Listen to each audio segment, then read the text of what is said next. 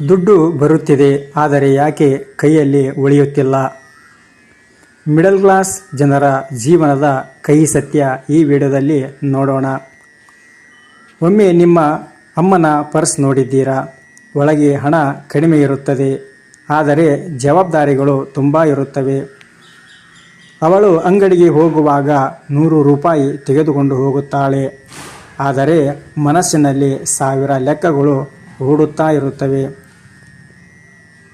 ಮಕ್ಕಳಿಗೆ ಹಾಲು ಬೇಕು, ಮನೆಯಲ್ಲಿ ಅಕ್ಕಿ ಕಡಿಮೆ ಇದೆ, ಕರೆಂಟ್ ಬಿಲ್ ಬಾಕಿ ಇದೆ, ಆದರೂ ಮಗನ ಆಸೆ ಮುರಿಯಬಾರದು. ಇದೇ ಮಿಡಲ್ ಕ್ಲಾಸ್ ಜೀವನ. ಹೊರಗಿನಿಂದ ನಗುತ್ತದೆ, ಆದರೆ ಒಳಗಿನಿಂದ ಪ್ರತಿದಿನ ಲೆಕ್ಕ ಹಾಕುತ್ತಾ ಅಳುತ್ತದೆ. ಇದೇ ಮಿಡಲ್ ಕ್ಲಾಸ್ ಜೀವನ. ಕೆಲವರು ಹಣ ಇಲ್ಲದೆ ಬಡವರು ಆಗುವುದಿಲ್ಲ, ಹಣ ಉಳಿಸಿಕೊಳ್ಳಲು ಬರದೇ ಬಡವರು ಆಗುತ್ತಾರೆ.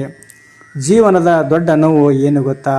ತಂದೆ ಬದುಕಿರುವಾಗ ಅವನ ಕಷ್ಟ ಅರ್ಥ ಆಗುವುದಿಲ್ಲ, ಆದರೆ ಒಂದು ದಿನ ನಾವು ಹಣದ ಬೆಲೆ ಕಲಿತಾಗ ಅವನ ಬೆವರಿನ ವಾಸನೆ ನೆನಪಾಗುತ್ತದೆ. ನಮಸ್ಕಾರ ಪ್ರಿಯ ಸ್ನೇಹಿತರೆ ಮತ್ತು ಸಮಸ್ತ ವೀಕ್ಷಕರೇ. ಇಂದು ನಾನು ಹೇಳುವುದು ಹಣ ಗಳಿಸುವ ಟ್ರಿಕ್ ಅಲ್ಲ, ಜೀವನ ಉಳಿಸುವ ಸತ್ಯ. ಈ ವಿಡಿಯೋ ಕೊನೆಯವರೆಗೂ ನೋಡಿ, ಯಾಕೆಂದರೆ ಇದು ಕೇವಲ ಹಣದ ಬಗ್ಗೆ ಮಾತಲ್ಲ. ಇದು ಒಂದು ಮಿಡಲ್ ಕ್ಲಾಸ್ ಮನೆಯ ಮೌನದ ಕಣ್ಣೀರಿನ ಸತ್ಯ.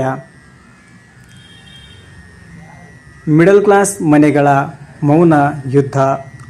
ಮಿಡಲ್ ಕ್ಲಾಸ್ ಜನರು ಬಡವರೂ ಅಲ್ಲ, ಶ್ರೀಮಂತರೂ ಅಲ್ಲ, ಆದರೆ ಅವರ ಜೀವನವೇ ದೊಡ್ಡ ಯುದ್ಧ. ಅವರಿಗೆ ಆಸೆಗಳು ಇರುತ್ತವೆ, ಆದರೆ ಪರಿಸ್ಥಿತಿ ಅನುಮತಿ ಕೊಡುವುದಿಲ್ಲ. ಹೊಸ ಮೊಬೈಲ್ ಬೇಕು, ಆದರೆ EMI ನೆನಪಾಗುತ್ತದೆ. ಹೊಸ ಬಟ್ಟೆ ಬೇಕು, ಆದರೆ ಮಕ್ಕಳ ಶಾಲೆ ಫೀಸ್ ನೆನಪಾಗುತ್ತದೆ. ಅವರು ಪ್ರತಿದಿನ ತಮ್ಮ ಕನಸುಗಳನ್ನು ಕೊಲ್ಲುತ್ತಾರೆ. ಕುಟುಂಬದಲ್ಲಿ ಅವರ ಮುಖದಲ್ಲಿ ನಗು ಉಳಿಸಿಕೊಳ್ಳಲು ಹೋರಾಡುತ್ತಾರೆ. ಒಬ್ಬ ತಂದೆ ತನ್ನ ಚಪ್ಪಲಿ ಹರಿದಿದ್ದರೂ ಹೊಸದು ಕೊಳ್ಳುವುದಿಲ್ಲ, ಆದರೆ ಮಗನಿಗೆ ಬೇಡಿದ್ದಂತಹ ಶೂಗಳನ್ನು ತಂದುಕೊಡುತ್ತಾನೆ. ಒಬ್ಬ ತಾಯಿ ತನ್ನ ಸೀರೆ ಹಳೆಯದಾದರೂ ಧರಿಸುತ್ತಾಳೆ, ಆದರೆ ಮಗಳ ಹುಟ್ಟುಹಬ್ಬಕ್ಕೆ ಹೊಸ ಡ್ರೆಸ್ ಕೊಡುತ್ತಾಳೆ. ಇದೇ ಮಿಡಲ್ ಕ್ಲಾಸ್ ಪ್ರೀತಿ.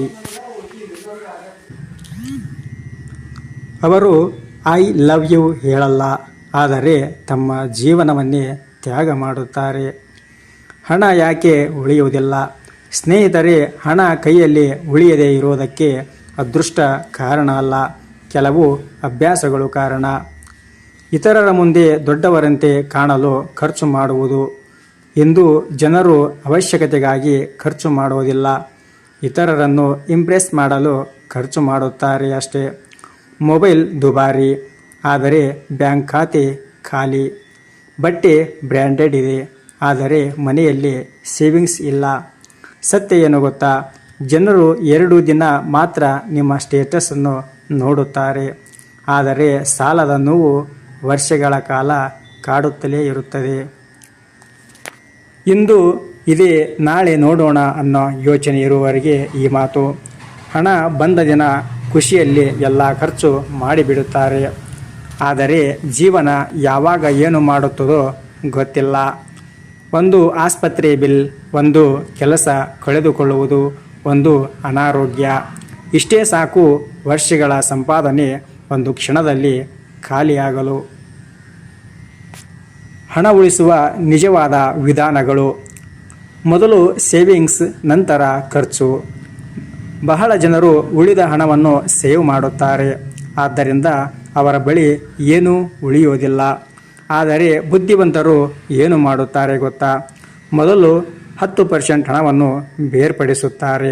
ಅದನ್ನು ಅವರು ಮುಟ್ಟುವುದೇ ಇಲ್ಲ, ಅದು ಅವರ ಭವಿಷ್ಯದ ಉಸಿರು. ಪ್ರತಿಯೊಂದು ಖರ್ಚು ಬರೆಯಿರಿ. ಒಂದು ತಿಂಗಳು ನೀವು ಎಷ್ಟು ವ್ಯರ್ಥ ಖರ್ಚು ಮಾಡುತ್ತೀರೋ ಅದನ್ನು ಬರೆಯಿರಿ. ಆಗ ನಿಮಗೆ ಶಾಕ್ ಆಗುತ್ತದೆ. ಚಿಕ್ಕ ಚಿಕ್ಕ ಖರ್ಚುಗಳು ದೊಡ್ಡ ಬಡತನಕ್ಕೆ ಕಾರಣವಾಗುತ್ತದೆ. EMI ಜೀವನ ಕಡಿಮೆ ಮಾಡುತ್ತದೆ. EMI ಆರಂಭದಲ್ಲಿ ಸುಲಭ ಅನಿಸುತ್ತದೆ, ಆದರೆ ನಂತರ ಅದೇ ನಿಮ್ಮ ಸ್ವಾತಂತ್ರ್ಯ ಕದ್ದು ಬಿಡುತ್ತದೆ. ಸತ್ಯ ಏನು ಗೊತ್ತಾ? ತಿಂಗಳ ಸಂಬಳ ಬರುವ ಮುಂಚೆ ಹಣ ಎಲ್ಲಿಗೆ ಹೋಗಬೇಕು ಅಂತ ನಿರ್ಧಾರ ಆಗಿದ್ದರೆ ಅದು ಜೀವನ ಅಲ್ಲ, ಬಂಧನವೇ ಸರಿ. ಕನಿಷ್ಠ 3 ತಿಂಗಳ ಖರ್ಚಿನಷ್ಟು ಹಣ ಬೇರೆ ಇಡಿ. ಜೀವನ ಯಾವಾಗ ಪರೀಕ್ಷೆ ಮಾಡುತ್ತದೋ ಗೊತ್ತಿಲ್ಲ. ಹಣ ಇದ್ದರೆ ಭಯ ಅರ್ಧ ಕಡಿಮೆಯಾಗುತ್ತದೆ. ಆಸೆ ಮತ್ತು ಅಗತ್ಯದ ವ್ಯತ್ಯಾಸ ಕಲಿಯಿರಿ.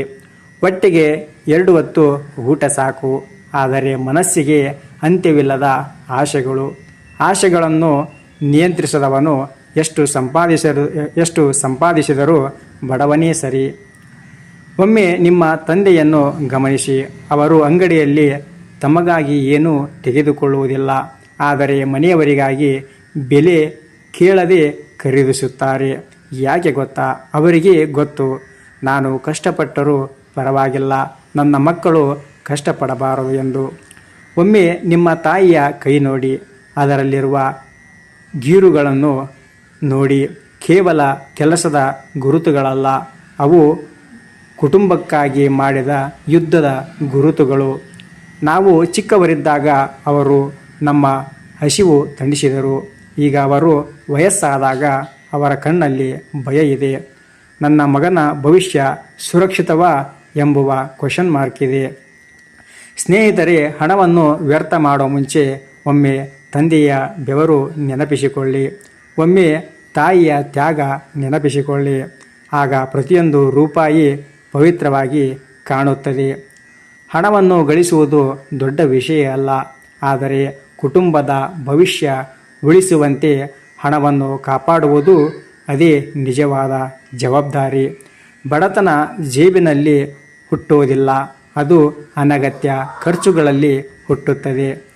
ಮಿಡಲ್ ಕ್ಲಾಸ್ ಜನರು ಒಂದು ದಿನದಲ್ಲಿ ಶ್ರೀಮಂತ ಆಗಬೇಕಾಗಿಲ್ಲ, ಆದರೆ ಒಂದು ತಪ್ಪು ನಿರ್ಧಾರದಿಂದ ಬಡವರಾಗಬಾರದು ಅಷ್ಟೇ.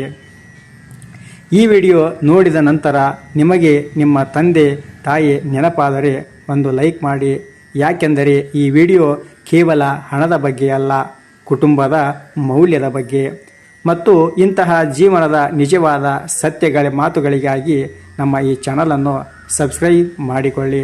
ಬಹುಶಃ ನಿಮ್ಮ ಒಂದು ಸಬ್ಸ್ಕ್ರೈಬು ಇನ್ನೊಬ್ಬರ ಜೀವನ ಬದಲಾಯಿಸಬಹುದು. ಸರ್ವೇ ಜನ ಸುಖಿನೋ ಭವಂತು, ಸಮಸ್ತ ಸನ್ಮಂಗಳಾನಿ ಭವಂತು. ನಮಸ್ಕಾರ ಪ್ರಿಯ ಸ್ನೇಹಿತರೆ ಮತ್ತು ನಮ್ಮ ಸಮಸ್ತ ವೀಕ್ಷಕರೇ. ಮುಂದಿನ ವಿಡಿಯೋದಲ್ಲಿ ಮತ್ತೊಂದು ವಿಷಯದೊಂದಿಗೆ ಮತ್ತೆ ಸಿಗೋಣ. ನಮಸ್ಕಾರಗಳೊತ್ತಿಗೆ ವಂದನೆಗಳು.